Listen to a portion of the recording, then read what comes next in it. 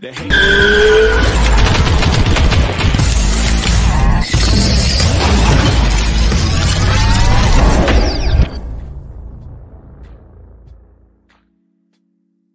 ATP, what it do? With your boy Claymore Rain, back at you guys with another one. Yeah, salute to all my subscribers. So much love for you guys. Thank you for all the support. And if this is your first time tapping into the content, I do invite you guys to go ahead and hit the subscribe button. Hit your bell icons as well so you are getting alerts when all this content is dropping. Well, Tszyu, Bakram Murtalazayev. I hope I said that correctly. I try to say it slowly. He's in the books, guys. It's in the books. And what do we see tonight? Man, let me tell you. First of all, shout out to PBC for doing a free event. It was free. They delivered on what they said it was going to be. The event itself, the fights were decent. The fights were definitely decent on the card. The event, a little ashy, right? A little ashy. Let's be honest. Could have used a little lotion. No walkout music. No, you know what I mean? Obviously, no huge production for a free fight. But regardless, the fights did deliver good action-packed fights and nothing to complain about. The main event itself that we're here to talk about, Tszyu seemingly gets exposed tonight, right? Seemingly gets exposed tonight. Boxing in America gets exposed to a degree. Granted, Tszyu is from Australia, right? I mean, he's an Australian fighter. He doesn't necessarily represent American boxing, but at the end of the day, what we're seeing is Eastern Europeans once again showing that they're just cream of the crop, just a level above the rest, and really nothing to sleep on, nothing to play with, right? And it kind of puts perspective on what you saw Terrence Crawford do with Israel Madrimov, right? The reason why he was so cautious and took his time and really took him seriously, really showed respect to Israel Madrimov's amateur pedigree, right? Did not go in there and take any unnecessary chances, because you're dealing with some really fundamentally sound fighters when you're talking about what's coming out of Eastern Europe right now. And Tszyu, unfortunately, falling on the bad side of a really polished Russian fighter in Bakram Murtalazayev, who showed he was levels above Tszyu tonight. Really just wasn't even a competitive fight, in my opinion, at any point in the fight. From the first round to the round where he finally got dropped in and stopped, I mean, ultimately his corner had to throw the towel in. From beginning to the end of this fight, I think he got dropped maybe 4 or 5 times in this fight.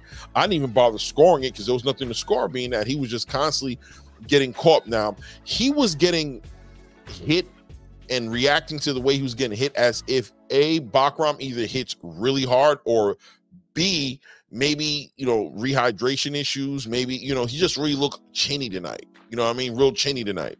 And unfortunate, right? Tszyu started the year off of PBC, saving the PBC card. If we really want to look back and be honest about what Tszyu did for the PBC this year, it's almost bittersweet, right? To see him end up the way it ended up, right? I don't even know if bittersweet's the right way to describe it, right? More bitter, really not too sweet. You know what I mean? The way it ended, right? He started the year off with high expectations, big prospect to be a big star, had a whole country behind him. Everybody believed that he was going to be that guy. Just remember, last year, Tszyu was one of the most active fighters in the space. Ended the year not getting a chance to fight Jermell Charlo for championship, right? For that WBO title, being that Jermell Charlo skipped over him and went ahead and moved on and took a big money fight that we saw against Canelo Alvarez. Tszyu went ahead and fought Brian Mendoza for that vacant belt, or really kind of like really just defended his belt, right? Because he had an interim title that was pretty much elevated, or a regular title, right? No, interim title that was elevated to a full title once the WBO went and stripped Jermell Charlo, right? Then he has a title defense that a lot of people consider the real championship fight against Brian Mendoza. Hell of a fight. Doesn't stop Brian Mendoza, but beats and dominates Brian Mendoza, and we're looking at a new WBO champion, a dominant fighter who turned down no smoke, right? Then PBC went ahead and separated from Showtime. At Showtime, liquidated and turned into Paramount and got out of the boxing game. Tszyu went ahead and opened up the year off. He opened the year for the PBC event. He was supposed to fight Keith Thurman, right? Rumors were going around that he was actually going to fight Terrence Crawford. That was a fight that he's supposed to be negotiating. What a big fight that was going to be, right? But the politics of the PBC didn't allow that to happen.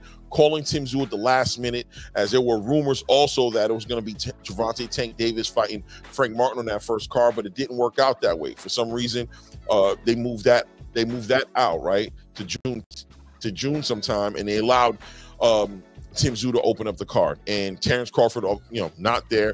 They let him know, listen, we're going to put Keith Thurman in front of you. Now, Tim Tszyu made that abundantly clear that that's what happened in an interview when he said, as far as he knew, he was preparing for Terrence Crawford, but listen, he got a last-minute call saying it was going to be Keith Thurman. He ain't got no problem. Once again, Tim Tszyu is that guy who's just going to get the job done. You give him a job to get done, he's going to do it. He doesn't ask too many questions. He said, listen, if it's not him, it's him. I turned down no smoke. And, a Keith Thurman who hadn't fought in like 2.5 years at that point wasn't going to be that much of a threat. I'm sure he had no problem taking that fight, thinking that was going to be, pretty much stay busy fight, get him paid, keep his name out there as he started to, make plans to campaign to unify the division, to fight other champions in the division, and ultimately chase what any good legacy-driven fighter is going to want to chase, which is undisputed.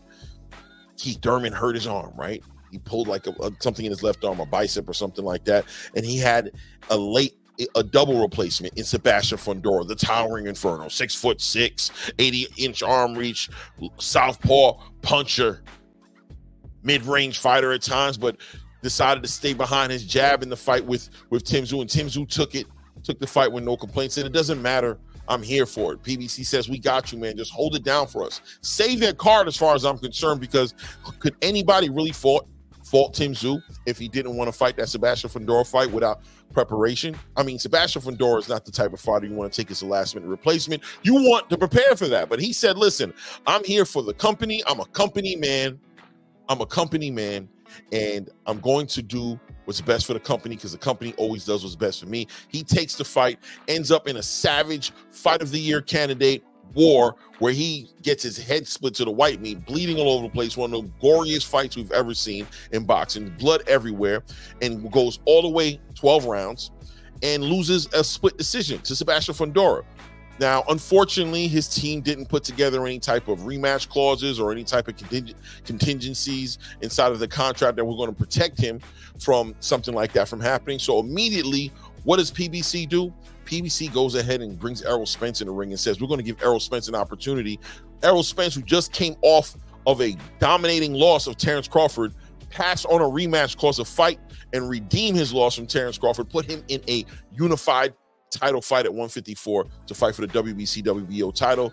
The WBO says, listen, we're not playing that game. That's not what we're doing. We want Terrence Crawford in there for that WBO title. He's the mandatory for it. So Sebastian Fundora, if you're not going to fight that, you're going to forfeit and be stripped of that WBO title. So, Sebastian Fundora, having time on his hand with a broken nose, said, listen, we'll figure that out a little bit later. But what about Tim Tszyu? Nobody mentioning Tim Tszyu being the company man who did everything for the company, right? Tim Tszyu did everything for the company. No rematch, no type of contingency plan for him. Later on in that year, coming up on August, a new player in the game called Turki Al-Sheikh, His Excellency, steps to Tim Tszyu and says, listen, I have an opportunity for you. Let's get you a payday. You're a warrior. You deserve better than what you've been getting. I want to put you in the ring with Virgil Ortiz, a Golden Boy fighter. We're going to get you some money. We're going to get you on a big international platform and let the world see how talented you are.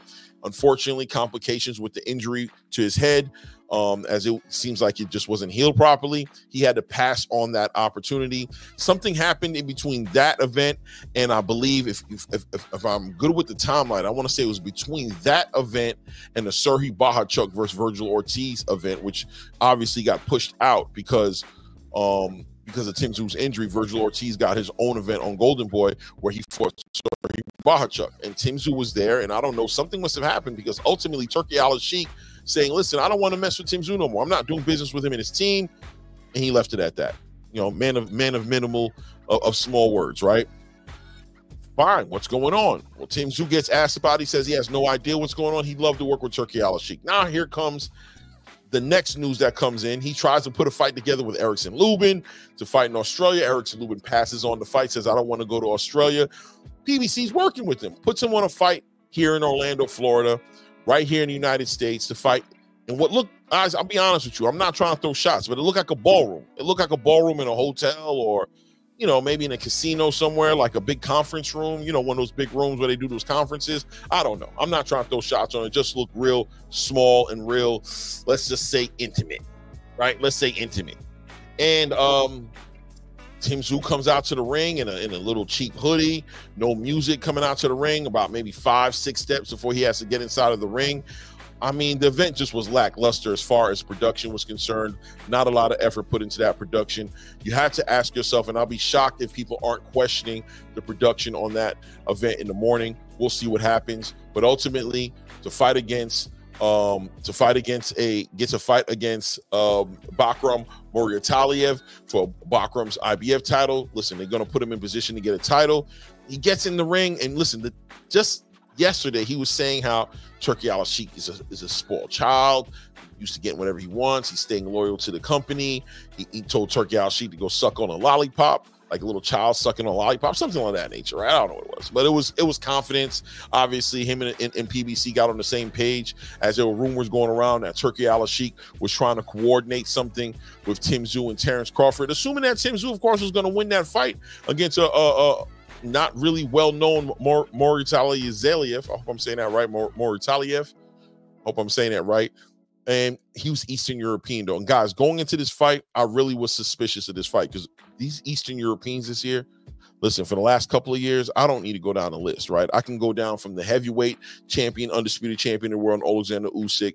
We can go down all the way down the list, all the way to Serhiy Bahachuk, down to, you know, Vasily Lomachenko, down to obviously Israel Madrimov, down to Bakram Murtaliev. We can go to Stanionis, Emiliano Stanionis. Stanionis. We can go down a lot of Eastern European fighters, Dennis Barancek, who have been just doing great things this year. And I was like, listen, these fights aren't going to be easy. These fights aren't going to be easy for these fighters fighting these guys, because these guys are fundamentally sound, disciplined, and real passionate about the sport. The Eastern Europeans have created a movement in boxing right now to where they're one of the biggest threats in this space right now. And Murtaliev just completely dominates and humbles, in my opinion, humiliates Tszyu in front of his father, who hasn't seen him fight ever since his professional debut. Hadn't seen him fight just to see Tszyu be beat from pillar to post, knocked down multiple times in this fight, and to the point where his corner had to throw the towel in. Now what does Tszyu do? Started off at the top. Now he's at the bottom. Started off headlining a pay-per-view event, one of the fight of the year. He saved that card. Once again, like I said to you, that card was a great card because of the Tszyu and Sebastian Fundora fight. Let's be honest. And he ends up on the ballroom. I guess that's the way the ball bounces in boxing, right? What will the PBC do for Tszyu at this point? How do they build him back up? Are they even interested in building him back up? Tszyu is a no-limit fighter out of Australia, only deals with the PBC when he's fighting in America. Had Turki Al-Sheikh interested in him? Is Turki Al-Sheikh still even interested in doing work with Tszyu at this point? At this point, he's a journeyman, right? He's a gatekeeper. He's somebody you put in the ring. He's a dancing partner, because one thing Tszyu will do is he's going to fight. He's going to come in, he's going to fight, and he's going to deliver. He even did that tonight. He tried to fight his heart out, bless him. But how unfortunate, how inconvenient. I walk away questioning his management to a degree, just to say that, you know, this event wasn't as big as it probably could have been. Maybe they didn't want to invest that much money in it because Murtaliev doesn't have a name like that. But also with the coordinating and the contract and the negotiation with him fighting Sebastian Fundora, what was the contingency plan to protect this man from himself? Because as a fighter, he's going to fight whoever you put in front of him, right? As a fighter, he's going to, that's what he's programmed to do. He has the warrior spirit. He's not going to turn down any smoke. He's going to handle it because that's the kind of fighter he is. But where is the people around him who have vested interest in his success to protect him? Even with the way they handled the bleeding in that fight with Sebastian Fundora was questioned. The lack of professional help that was in that man's corner. And then to see them pass on Turki Al-Sheikh just recently, I guess his management team, No Limit, kind of got into it with Turki to the point where Turki said he doesn't want to work with them. And Tim, once again, Tszyu being a loyal company man, loyal to his management, telling Turki Al-Sheikh to go suck a lollipop to end up looking the way you look tonight. Humbling. Really humbling, right? Really humbling. But you guys let me know what you think, man, because I'm wondering what's next for Tszyu at this point.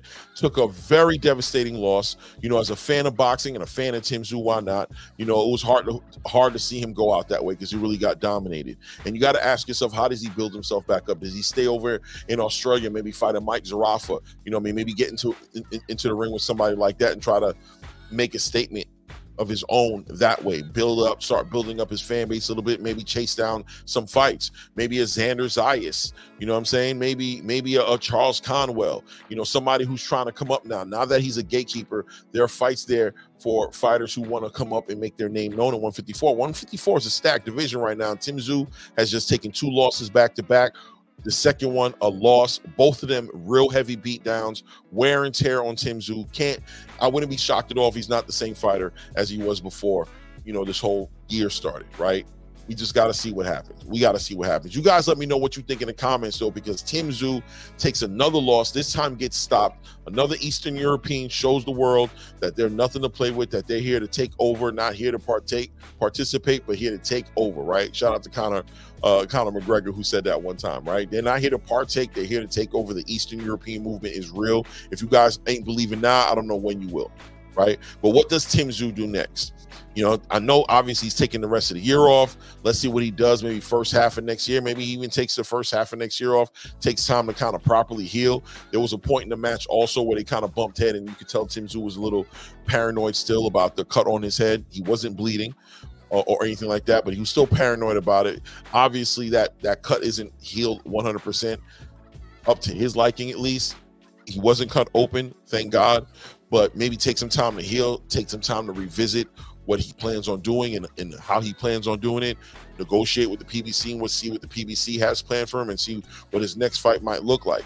It's a lot to talk about, right? A lot for them to talk about. Leave it in the comments what you think. And also, let's be honest, Bakram Murtarzaliev, Zaliev, he's a factor at 154, isn't he? We got 2 Eastern Europeans. We got Israel Madrimov. We have him sitting at 154. Shoot, you even got Serhiy Barchuk, who a lot of people think arguably beat Virgil Ortiz in the division. The Eastern Europeans are really making their presence felt at 154. Getting to undisputed in this division is going to be an easier said than done thing. But you guys let me know. With your boy Claymore Rain. This that ATP Combat Media show. That show that's going to keep it 100 with you guys. Shout out to all my subscribers. You guys have been awesome. The channel's been growing. You know, been getting a lot of love. If this is your first time tapping in, I'm gonna invite you, like I invite everybody else, to hit the damn subscribe button, hit the bell icon so you're getting alerts when all this content is dropping. Really appreciate you guys. And we was in it, and just like that, at this point, we out.